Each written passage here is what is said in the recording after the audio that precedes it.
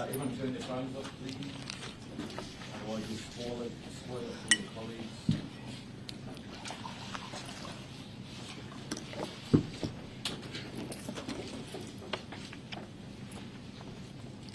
Kia ora koutou katoa. Welcome everyone and thank you for coming today. My name is Helene Quilter and I am the Deputy Public Service Commissioner. With me is Belinda Clark, the Independent Reviewer, and the Board Chair of Fire and Emergency New Zealand, Rebecca Cogan. Today I am releasing a report following a review focusing on assessing fire and emergencies workplace culture and its handling of complaints of bullying and harassment. The review was led by Belinda Clark. I'm going to start with a few words. I'm then going to pass to Belinda, who will take you through her findings and recommendations. And then I'll hand over to the Board Chair to respond to those findings and recommendations. We will then take questions.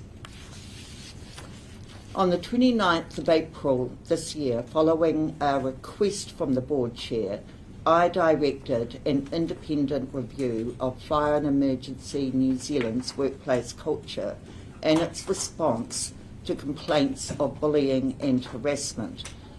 This was in response to persistent complaints about workplace culture, despite the recommendations of the 2019 Judge Coral Shaw report calling for change. Belinda Clark was commissioned to lead the review, and I want to thank her for her work and her report. The report has made a number of findings and recommendations. The report is clear that Fire and Emergency did a lot of work to address the 2019 Shaw recommendations, but significant work remains to achieve cultural change. The report makes three major findings. The first is poor behaviours remain that are both causing harm to people and tarnishing Fire and Emergency's reputation. Second, greater independence is required on the management and resolution of complaints about bullying, intimidation and sexual harassment. And the third, leadership needs to be front and centre of cultural change within the organisation. Addressing the findings and recommendations of this review requires a whole of organisation, end-to-end cultural change. Some recommendations will require working with the Department of Internal Affairs to give effect to implementation, including the recommendation for an independent authority to investigate complaints. There is no one recommendation that is a silver bullet to changing the culture at Fire and Emergency New Zealand. However, taken collectively, I have no doubt that the recommendations, if implemented, will make a difference. This review was necessary. Fire and Emergency New Zealand now has a clear roadmap to build a positive and safe workplace culture for the future. I'll now hand over to Belinda Clark to talk to the review and findings in greater detail. Thank you, Deputy Commissioner. Kia ora koutou katoa. I was asked to look at two areas in this review. The first was the workplace culture at Fire and Emergency, and the second was the handling of complaints about bullying and harassment. I should note that it's a system review, that is, it's looking at Fire and Emergency as a whole, as an organisation. It was not an investigation into specific complaints or incidents. The short summary of what I found is that in regard to the workplace culture, it is a mixed report. There has been some improvement, but much more is needed, and there needs to be a rededication of effort to address cultural change within Fire and Emergency. With respect to the second issue, which is the complaints process, I found that the process is not fit for purpose. It is in fact deepening the trauma that's experienced by victims of bullying and harassment. So if I turn to the workplace culture first, I found that following the Shaw report in 2019, Fire and Emergency undertook a lot of work to address cultural issues in the organisation, and they introduced a number of positive and impactful initiatives. Some of those include the Positive Workplace Culture Program, new FENS values and a code of behaviour, respect and inclusion workshops, and the Be an Upstander initiative. Some progress was made by these initiatives, and they have had a positive effect on the culture, such as people have reported seeing positive effects from the Respect and Inclusion Task Force and greater acceptance of diversity in the workforce, and the Be an Upstander message has received widespread understanding and support. However, the measures overall have not been as effective as they needed to be, and I found that the development of a positive workplace culture has only been partially achieved. Accordingly, I've made a number of recommendations in this area. Key among them are that Fire and Emergency needs to adopt a zero tolerance policy to bullying and harassment.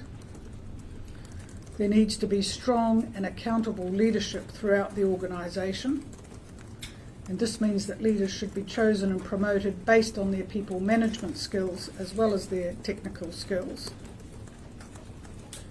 The training of people leaders throughout the organisation to deal with poor behaviour should be prioritised. There should be one standalone code of conduct that applies to all Fire and Emergency personnel, that is career, volunteer and contracted, so that everyone is covered by the same code. Fire and Emergency should establish an independent advisory committee to support it to achieve cultural change. The organisation would benefit from external assistance. And very importantly, the Fire and Emergency workforce needs to reflect the makeup and diversity of the general population. I note in this regard that only 5.47% of career firefighters are women, and only 17.4% of volunteer firefighters are women. Women need to be represented at much greater levels throughout the organisation.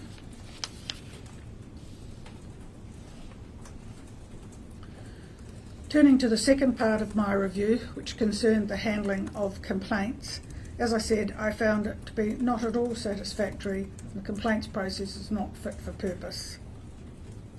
There were many issues with complaints handling process and with the work of the Behaviour and Conduct Office, the BCO, which is the unit within FENS charged with managing the complaints process. In fact, there were so many issues that people told the review that they had no trust in the process and no confidence in Fire and Emergency to investigate and handle their complaints fairly and effectively. The main problems with complaints handling were delay. At present, over a third of complaints are over a year old, and complainants talked about the huge stress created by the length of the process and the uncertainty that causes. Another major issue with the complaints process is it is complicated and unclear. Complainants said they were not given clarity around what the process would entail, and constant process changes meant that complainants might not be in the process they thought they were, and or that different complainants could experience different process and different investigation paths. Allied to that was the fact that complainants felt that there was a lack of information provided to them, and they felt that it was being kept secret from them. This is particularly so when even quite high-level information around timeframes, next steps in the process and so on was not provided. These factors led to concerns about what the process actually was, and therefore was it impartial. Complainants had doubts that their complaints were being fairly investigated. The psychological and emotional effects of the complaints process was traumatic, or even more traumatic than the original incident of bullying and harassment. In other words, Fire and Emergency did not get the complaints handling process right. So with respect to complaints, my recommendations are that in order to restore trust and confidence in the process, that the investigation and determination of conduct complaints against fire and emergency personnel should be moved to an independent body. This body, which I've called the Independent FENS Conduct Complaints Authority, should accept all new complaints and should also have discretion to reopen any complaints made since FENS's inception upon request of a complainant. I've also recommended that Fire and Emergency should safeguard the well-being and safety of complainants while their complaints are being investigated. Firstly, by ensuring that their service and training records are not detrimentally impacted by the lodging of a complaint or the taking of leave during an investigation. And secondly, that Fire and Emergency make available independent advocacy services as well as adequate counselling support.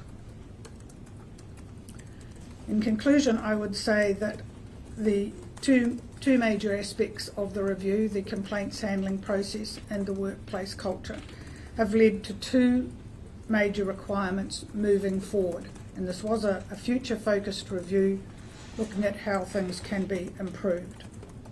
Firstly, culture change must be part of the core work of all leaders at Fire and Emergency.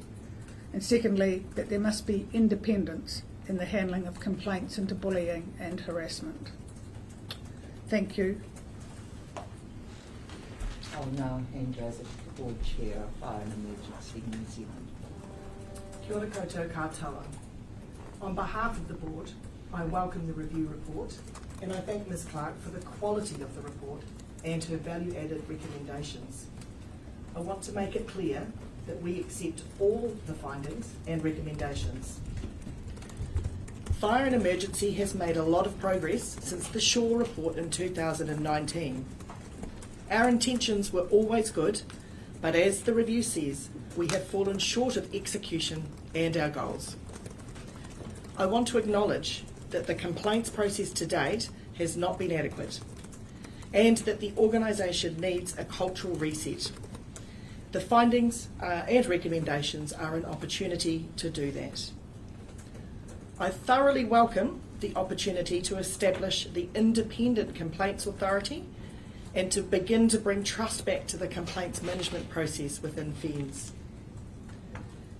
The recommendations will not be addressed as a discrete project, which was what was done in the past with the Shaw report. Instead, they will be addressed as collective accountability across the whole of the organisation. I deeply understand that to make an end-to-end organisational cultural shift requires everyone to be in the waka and on the journey together. I also have very clear expectations that all of our fire and emergency teams, unions and associations will support the recommendations as we implement them. We knew we needed to change. That's why I asked for this review when I started as chair of the board. Change is needed urgently, and we will do that. Fire and Emergency is here to serve our communities. We attract great people, and they do a fantastic job keeping New Zealanders safe. But bullying, intimidation, exclusion, sexual harassment, or any other poor behaviour have no place in Fire and Emergency. I have zero tolerance for this behaviour. They are unacceptable and it ends today. If firefighters, professional or volunteer, do behave inappropriately, they will be and are being swiftly dealt with. Fire and Emergency is here to serve our communities and keep our New Zealanders safe. And it's my number one priority to ensure that we do this for our own people. We will make the changes.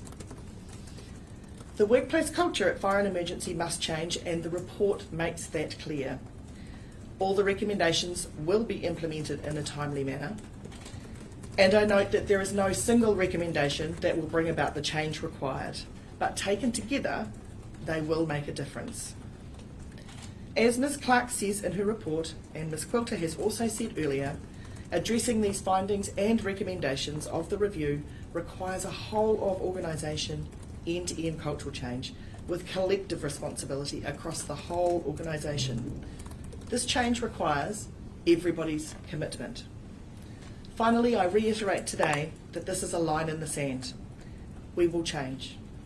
Thank you for your time, and we are happy now to take questions. Rebecca, what do you say to those people, you know, those personnel from FENS who've had these experiences, the sexual harassment, the bullying, the boys' club? I acknowledge that it's a deeply traumatic and horrific experience that they have been through, and that's why we asked for the review, right? We cannot continue in that manner any longer. We must draw a line in the sand, and I can give you my 100% reassurance that zero tolerance going forward. This is the line in the sand. And a lot of them trusted that when the review came out in 2019 that things would change, but clearly they haven't changed enough. Do you apologise to the personnel for that? I absolutely acknowledge that it's been a really challenging time for them. But do you apologise? Absolutely. And what I would say is that now that we have this line in the sand and make it very clear that things are different from today, that's why we ask for these. You cannot change what you don't measure, right? That's why I've asked for the review. And having had that in front of us, we now know how we can move forward. And as I stated before in my opening statement, what went wrong last time was the discrete project management of this. That's not how we operate now. How confident are you that the results of this report will be different to the 2019 short report? Absolutely confident, and for a number of reasons. We will implement them, and with collective accountability across the whole organisation. I note too we have a new executive leadership team, a new CE, and a completely different focus excuse me, to what we've had in the past. I'm 100% confident. And how disappointed are you that it's gotten to this point? Oh, incredibly. I deeply feel for all of those complainants who have been through this process, for how slow it can be for them, for how challenging, and I note again this is the line in the sand. Going forward we will get it right. And I guess as well, how concerning is it that the process of dealing with the complaints has been more traumatic for people than the process, essentially? I acknowledge again that it's deeply concerning. That's why we asked for the review, and now we have a number of finding and recommendations in front of us that we can actually make those changes and with throughout the whole organisation. But if we can come to you on the complaints process, you mentioned it's not fit for purpose and has deepened trauma for some of those complainants, particularly when we're talking about the length of time some complaints have been open. What were your overall thoughts at some complainants having to wait years for a resolution? It's very unsatisfactory, and it's not what a good complaints process is. It's why I came to the conclusion that the only way to sort of restore trust and confidence is actually to remove the whole function for a period of time anyway to a completely external body. Otherwise people won't have confidence in taking complaints. And you mentioned that independent authority might have or should have the powers to reopen some complaints on account of the complainants. Is that a thread that came through in your review and in your findings, that there was maybe unsatisfying outcomes for some complaints earlier in the process? Yes, there was people were unsatisfied with the process, and the delay had sort of exacerbated it, and the other factors I talked about, the lack of clarity, whether a complaint was even actually closed sometimes was hard to determine, and so I thought it was very important to leave that option open, that people who have already theoretically been through the process can in fact take their complaint to this new independent authority. Rebecca, obviously some of these recommendations are really significant, and often we're talking about people's maybe values or ways of viewing the world in terms of sexism or racism and things like that, racist comments. How can you as an organisation really expect to shift that in a short amount of time? That seems like an enormous challenge. I'd like to acknowledge first that it's not going to be an easy task, and I don't believe that it will be in a short amount of time either. Having said that, having the starting point from today with the line in the sand is a good start, and one of those outstanding challenges for us is to increase the diversity in our workplace. Fire and emergency is not yet representative of the population of New Zealand, and whilst we've started to make some changes in that space which will change the culture and will help us in that area, and if you combine that diversity change with one code of conduct across all of our organisation, for all of our unions and associations, pop in there the leadership training opportunities we have at all levels, then I'm confident it will change, but it won't be a short term, as you noted. It will take some time. Belinda, another question to you. You've criticized maybe a lack of leadership on a number of levels. Do you think those current roles are untenable in any positions? As I said, this was a system review, and I looked at the response to the Shaw report, and one of the responses, which has been alluded to by others, is that the organisation decided to put it all into a discrete program of work. And they did that from a very good intention, which was to make sure that every aspect of the Shaw report sort of had a home and was, there was a complete response. But it had some unintended consequences which were not positive. And one was it undermined the role of managers in dealing with matters in their own team. And there was also a lack of investment in training to people, leaders and managers into how to manage teams and to lead people and how to create positive workplaces.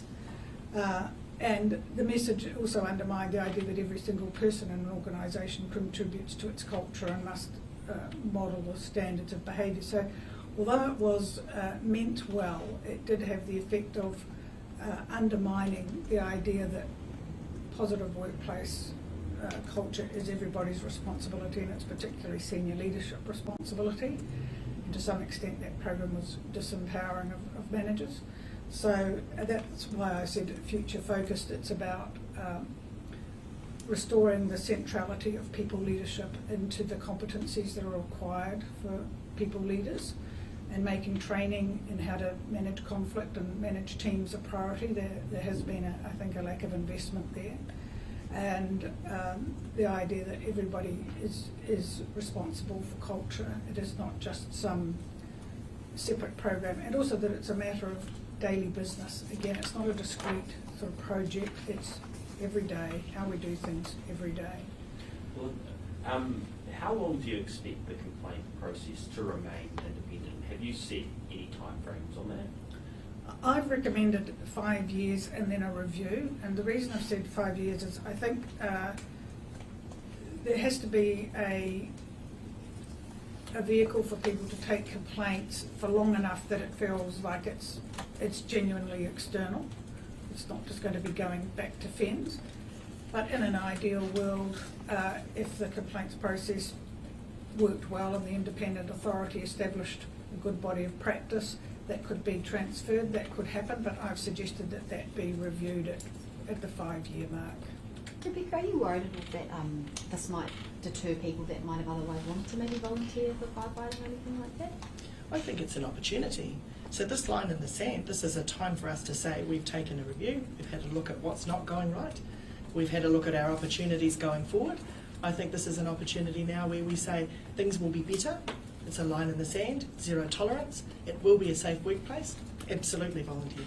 And Rebecca, when it comes to leadership and roles, will anyone be losing their job or resigning over the outcome of this review? Again, this review is about systems review, about workplace culture and what we can do going forward, and that's what we're here to discuss today. And when you said before that you do apologise to those people that have been through this process, will you be issuing any kind of formal apology or sort of meeting with anyone one-on-one or in a group? Again, we're here to discuss the review today, the systems review going forward, and the findings and recommendations that I'm desperate to get in to start implementing. And if you don't mind me asking as well, as a woman within FENS, how's your experience? How do you find it? Well, mine's been outstanding, and I guess that's why I'm here leading the organisation, right? I have a deep passion for what Fire and Emergency does for their communities. I know that it can be outstanding and a wonderful place to work, and it's very much a number one priority for me to make sure that this is the line in the sand and we are 100% the best place to work and the safe place to work. What do you say to other women who might be thinking about joining or want to, and might be in a region where it's, there's no females in their local volunteer fire brigade, or they might be worried about the culture?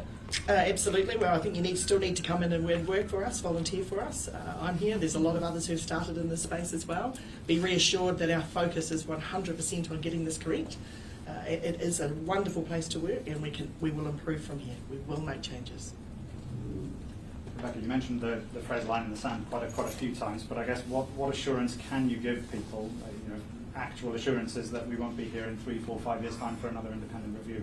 Absolutely. Look, I can give you some very tangible actions that are happening from today, and that's some of the questions that we've been asked as well. What's going to be different going forward? Firstly, the Independent Complaints Authority is an outstanding recommendation, but that will take some time. It requires Department of Internal Affairs to provide advice to the Minister. So what I'm telling you now is that we've already made some immediate changes. We have employed an external to fire and emergency person who is starting with us to oversight the BCO in the interim whilst we transition to the Independent Complaints Authority. In addition, we have also set up an independent panel outside of fire and emergency to review those complaints as they come through the system, determine their path for investigation and the lessons learned from that.